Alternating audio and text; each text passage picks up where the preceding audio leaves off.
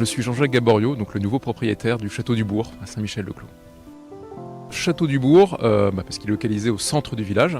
Historiquement, donc Saint-Michel-le-Clos, vous connaissez l'histoire probablement avec Saint-Michel-le-Clos.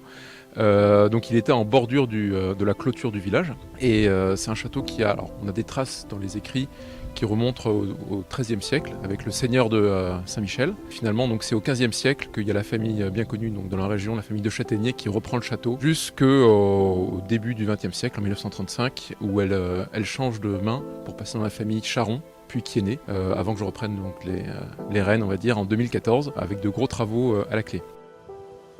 Alors vous pouvez voir derrière moi donc la façade finalement qui donne sur Fontenay-le-Comte. Donc il y a une très très belle vue qui donne sur l'église Notre-Dame de Fontenay-le-Comte. Toute la partie que vous voyez ici, ça c'est une partie 18e qui a été étendue en fait sur la base finalement d'un logis du 15e siècle. Et puis donc le château est organisé autour d'une cour, c'est-à-dire qu'il y a un grand châtelet d'entrée qui date lui aussi du 15e.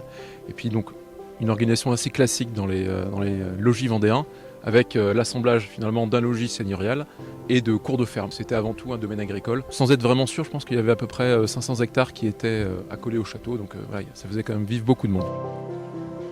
Bon, pour ma part, donc j'ai repris le château qui avait été un petit peu... voilà, il y avait un peu moins d'entretien ces dernières années, donc je me suis attelé à la tâche. Il y a eu de très gros travaux qui ont été faits. On a refait toutes les toitures, il y avait aussi des charpentes qui avaient été effondrées. On a un petit peu, on va dire, dégager le jardin. Là, vous voyez, là où vous êtes ici aujourd'hui, il y avait des arbres morts, enfin, il y avait pas mal à faire.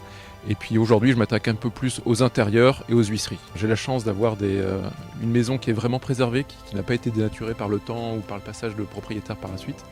Donc c'est une base très très saine de restauration. L'environnement est très joli, enfin, il y a la nature autour. C'est un projet sur la durée de m'inscrire dans une maison. Voilà, qui soit aussi du coup ma maison.